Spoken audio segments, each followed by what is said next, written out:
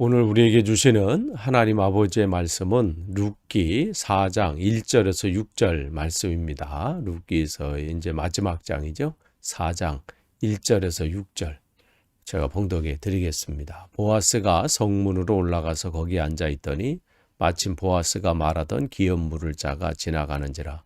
보아스가 그에게 이르되 아무개여 이리로 와서 앉으라 하니 그가 와서 앉음에 보아스가 그 성읍 장로 10명을 청하여 이르되 당신들은 여기 앉으라 하니 그들이 앉음에 보아스가 그 기업 물을 자에게 이르되 모압 지방에서 돌아온 나오미가 우리 형제 엘리멜렉의 소유지를 팔려 함으로 내가 여기 앉은 이들과 내 백성의 장로들 앞에서 그것을 사라고 내게 말하여 알게 하려 하였노라.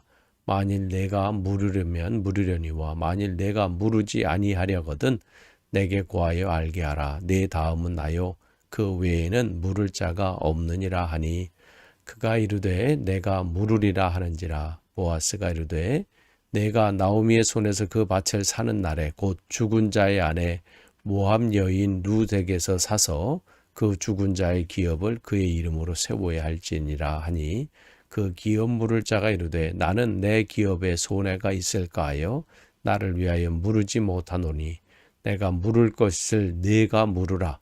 나는 물으지 못하겠노라 하는지라. 아멘. 오늘 또 우리가 계속해서 사도행전의 이 룻기 말씀을 나누고 있습니다. 오늘은 이제 4장입니다. 이제 룻기서의 마지막 장이 4장이 됐는데 거기에서 이제 1절에서 6절까지 말씀 봅니다. 이제 4장을 보면서 이제 어제까지 우리가 3장 말씀을까지 보면 지금 뭐 나오미나 룻도 마찬가지고 그 가문이 지금 위기 가운데 있는 거잖아요. 남편도 없고 또 후손도 없고 그러다 보니까 이 남편이 그 엘리멜렉의 그 이 기업이 되는 그 소유지, 그 땅이 이걸 대를 이을 사람이 없는 거죠. 그러면 결국은 이 가문의 모든 것은 사라지게 되는 거죠. 그래서 누군가 이 대를 이어줘서 자기 이 엘리멜렉의 이 가문이 명맥이 유지돼야 되는데 방법이 없는 거예요. 방법이라고 할 수 있다면 그 기업을 이어줘야 할 사람, 그걸 기업 물을 자라 이렇게 얘기하거든요. 자기의 가문을 이어줄 사람이 기업 물을 자예요. 그 사람이 이 룻과 결혼해서 거기 자식을 낳고 그러면 그 자식이 계속해서 그 가문을 이어갈 수 있는 건데 그거를 이제 알았던 이 시어머니는 그래서 그것을 이제 자기 가장 그걸 할 수 있는 사람 이제 보아스라고 생각을 한 것이죠. 그래서 보아스에게 룻을 보내서 청혼을 하게 하고 그러면서 그 일들을 진행하고 있는데 이제 보아스가 하는 말이 뭐예요? 나보다 우선권이 가진 사람이 있다. 그 사람에게 내가 먼저 물어본 다음에 그 사람이 그것을 하면 뭐 그렇게 진행하면 될 거고 만약에 안 한다 그러면 내가 그 일들을 내가 감당하겠다. 그 룻에게 약속을 하죠. 그래서 이제 이 보아스가 지체하지 않습니다. 뭐 다음에 뭐 기회가 되면 시간이 나면 뭐 그렇게 된 게 아니라 바로 즉시 이제 행동으로 옮기게 되죠. 그래서 보아스가 성문으로 올라가서 그러겠어요. 여기서 성문이라고 하는 것은 물론 성에 출입하는 사람들을 관리하는 장소이기도 하지만 그곳에 법정이 있기 때문에 이 성문에 그래서 그곳에서 재판이 이루어지는 장소이기도 합니다. 그러니까 법적인 문제를 해결하려고 간 거예요. 그래서 거기서 이제 마침 보아스가 말하던 기업 물을 자가 지나가는지라. 여러분 이 룻기서를 보면 마침 뭐 그런 그런 일들이 있잖아요. 우연히 이런 단어들은 그냥 뭐 기록된 것이 아니라 그 모든 것 속엔 하나님의 세밀한 인도하심이 있다는 것을 말씀해 주고 있는 거예요. 그 많은 사람이 근데 지나가는데 때마침 그렇게 된 거죠. 그렇게 지나가는데 이 보아스가 그에게 이제 아무개여 이리로 와서 앉으라 하니 그가 와서 앉음에 이제 할 얘기가 있는 것이죠. 근데 여기 성경을 보면 그의 이름을 거론하지 않아요. 누구라고. 뭐라고 기록하고 있어요? 아무개여 그러겠어요. 그 얘기는 뭐예요? 굳이 알 필요가 없다는 거죠. 필요가 없다는 얘기예요. 여러분이 성경 읽다가 보면 예수님의 이 복음을 증거하실 때 무리들 이렇게 나와요. 제자들도 나오지만 무리들 이렇게 나오기도 하거든요. 주님께서 원하시는 건 무리들이 아니에요. 그냥 이름 없이 그냥 이렇게 쫓아다니는 무리들이 아니라 정말 하나님 앞에 붙들림 당하는 사람들을 원하시죠. 많은 무리들이 예수님의 옷자락을 잡았지만 12년 된 혈루병 가진 여인은 특별했죠. 그래서 성경은 특별히 그렇게 사람들의 이름이나 또 그들의 그 행동들 그러한 것들을 거론할 때가 있어요. 여러분이 이 가데스 바네아서 모세가 12명의 정탐꾼을 가나안 땅에 보낼 때 그 12명의 이름 여러분 다 아시나요? 누군가의 12명의 이름이. 근데 그 12명의 이름이 다 나오지 않죠. 누구만 나와요? 여호수아와 갈렙만 나와요. 나머지 10명은 뭐 그냥 중요하지 않아요. 그냥 그렇게 해서 거기 등장하는 그냥 사람 이름 그냥 그렇게 있었다라는 정도지요. 여기서도 마찬가지예요. 아무개요. 별로 의미가 없는 것이죠. 그러니까 여러분의 삶 속에 주님께서 이 땅에 우리를 보내주셨어요. 우리가 하나님 앞에 어떻게 기억될지가 그건 참 중요한 겁니다. 세상 사람들에게 뭐 누구는 어떻다, 뭐 이름이 뭐 이름을 호랑이는 가죽을 남기고 사람은 이름을 남긴다. 이 땅에 내가 세상 사람들한테 이름을 남기지 못하더라도 하나님께 이름을 남기는 사람이 되기를 소망합니다. 그래서 여기 아무개여가 이렇게 나와요. 그런데 그 2절에 이제 보아스가 그 성읍 장로 10명을 이제 청해서 당신들은 여기 앉으라 그들에서 앉음에 여기 10명이라고 하는 것은 그 성읍 장로가 뭐 그 10명 정도가 있었다 얘기가 아니라 10명을 이제 이 배심원으로 초청한 거예요. 증인이 필요하니까 지금 이 법적인 절차를 할 때 그 10명의 장로가 이제 그 사람들이 그 어른들이 이제 필요한 거죠. 그래서 이제 이 보아스가 지금 이 룻과의 이 법적인 절차, 뭐 결혼 문제도 그렇고 또 이 기업을 물을 또 이제 한 가문을 또 대를 잇는 이 문제에 있어서 지금 법적인 문제에 차질이 없도록 또 다음 뒤탈이 없도록 철저하고 세밀한 것을 우리는 보게 됩니다. 그러면서 이제 3절, 4절 보시면 그 자기보다 우선권이 가지고 있는 그 사람에게 지금 이 가문이 지금 남편인 엘리멜도 죽고 그의 아들들 기련과 말론도 다 죽고 그래서 지금 여자들 두 여자만 남았는데 그들이 이것을 감당할 수 없고 또 이것을 이어줄 누가 없기 때문에 이 밭을 팔려고 하는 것 같다.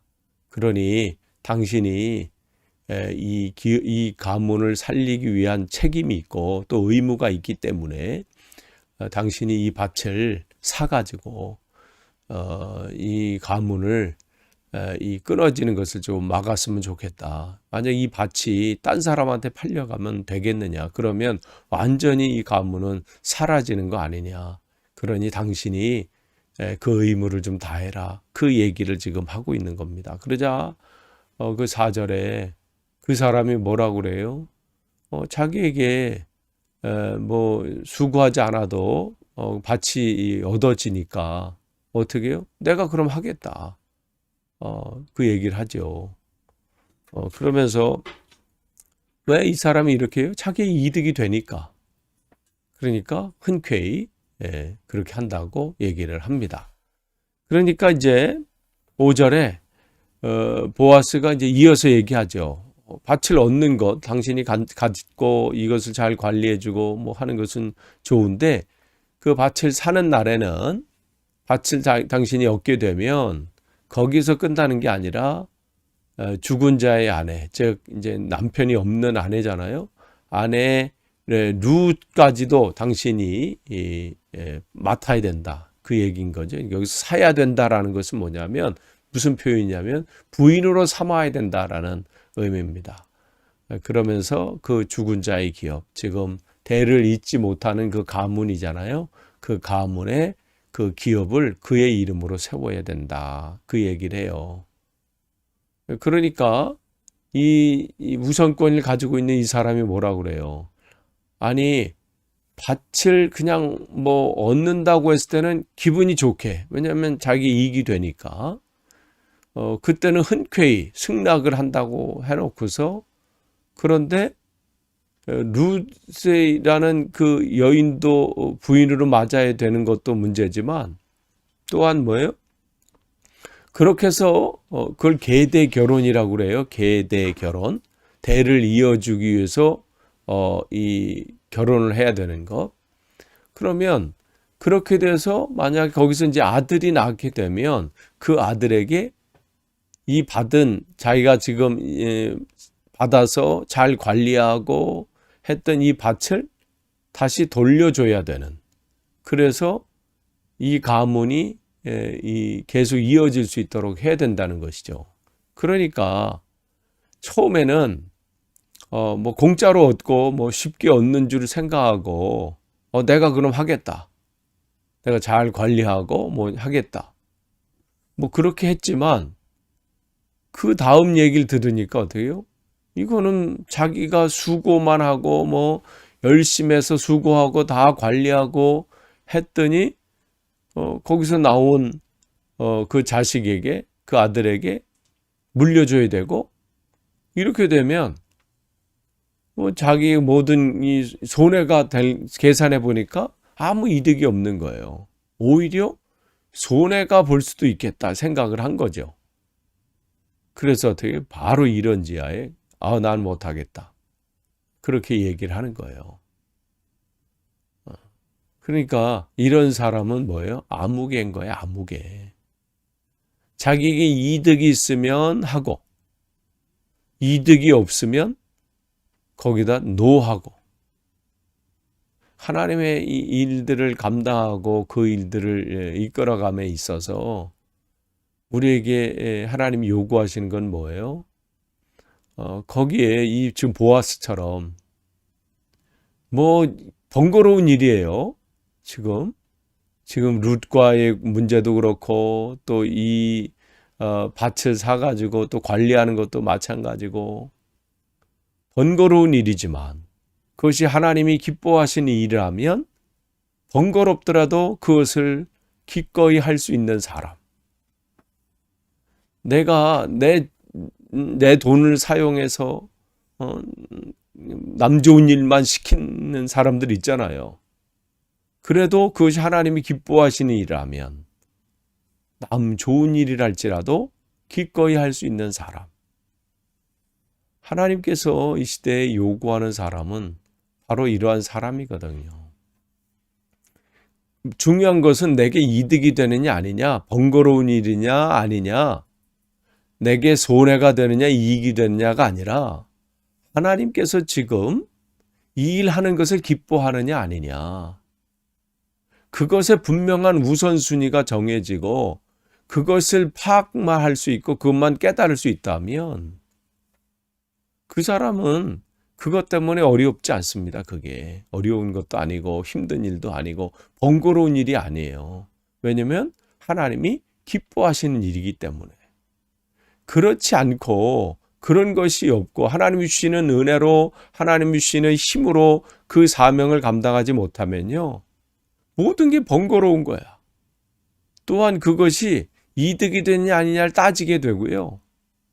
또 그것이 지금 내게 어떠한 유익을 주느냐 이걸 따지게 되니까 할 일 안 할 일을 구분할 수밖에 없는 거죠. 근데 하나님이 기뻐하시는 일을 한다면 지금 보아스는 그걸 먼저 보는 거예요. 그러니까 그의 이름이 지금 이 성경이 기록되고 그 이름이 후대까지 지금 우리의 입속에도 거론되고 있는 겁니다. 룻도 마찬가지죠. 룻도 지금 하나님만을 신뢰하고 지금 여기 따라온 거잖아요. 그러니까 그러면서 그가 하는 것은 뭐예요? 자비를 베푸는 일이고, 그러니까 자기가 할 수 있는 일, 모든 것을 지금 다 잃어버렸어요. 고향도 지금 잃어버렸어요. 남편도 잃어버렸어요. 자식은 없어요.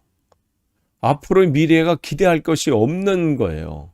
그럼에도 불구하고 하나님을 만을 신뢰하고 시어머니 나오미를 따라서 온 거잖아요. 근데 그가 할 수 있는 일은 뭐예요? 그냥 따뜻한 마음. 그 다음에 자기가 할 수 있는 작은 일이라도 하는 것. 그 일을 할 때 하나님께서 룻을 통해서 하나님의 크게 일들을 진행하고 계시고 또 이루시는 것을 보게 되죠. 여러분이 룻과 같이 그야말로 여기를 봐도 아무것도 없고 저기를 봐도 답답하고 남들과 비교해서 보면 정말 아무것도 아닌 그러한 존재일지라도 여러분이 그것 때문에 낭망하고 그것 때문에 비교해가지고 절망할 것이 아니라 여러분이 정말 남을 위한 따뜻한 마음을 가지고 계시고 그걸 가지고 내가 할 수 있는 작은 일이라도 할 때 하나님은 그를 통해서 놀라운 일들을 하실 수 있는 분이 하나님이세요. 여러분 그것까지 놓치면요, 여러분 정말 불쌍한 인생이 됩니다. 룻은 그걸 안 거예요. 자기가 할 수 있는 일을 한 거예요. 보아스도 마찬가지죠. 번거롭고 귀찮고 뭐 그런 일일지라도 하나님이 기뻐하신다고 판단되면 즉각적으로 그 일들을 하는 것이고 자기의 모든 것을 재물을 사용한다 할지라도 그 일들을 감당하는 겁니다. 그렇게 되니 하나님 앞에 쓰임을 받지요. 여러분 12월이 시작이 되었습니다. 이 한 달 여러분이 잘 마무리하시고 또 2022년도를 우리가 또 잘 맞이해야 될 텐데 다른 것에 있지 않습니다. 자기 이득만 머리만 굴리면요 그냥 성경에 올라온 아무개가 되는 거예요. 그러나 머리 굴리는 게 아니고 이득을 따지는 것이 아니라 하나님이 기뻐하시는 것이 뭘까? 그것을 생각한다면 여러분 이 땅에서 삶을 여러분 잘 사시는 거예요. 비록 이득이 안 된, 지금은 이득이 안 된 것처럼 보이고 번거로운 것처럼 보이고 그럴지라도 여러분 하나님의 뜻을 여러분이 따라가십시오. 그게 잘 사시는 겁니다. 올 한 해도 그렇게 잘 사시고 새해에도 그렇게 잘 사시기를 간절히 축원합니다. 기도하겠습니다. 하나님 감사합니다. 우리의 삶 속에 때로는 번거로운 일도 생기고 때로는 막막한 일도 있고 여러 가지 일들이 있지만 하나님의 뜻이 무엇인지 분별하고 그 앞에 순종하길 원합니다. 그 길을 걷기를 원합니다. 그렇게 잘 살기를 원합니다. 우리가 12월 한 달도 그렇게 잘 살 수 있게 하시고 2022년도도 잘 그렇게 살 수 있도록 인도해 주옵소서. 예수님의 이름으로 기도하옵나이다. 아멘.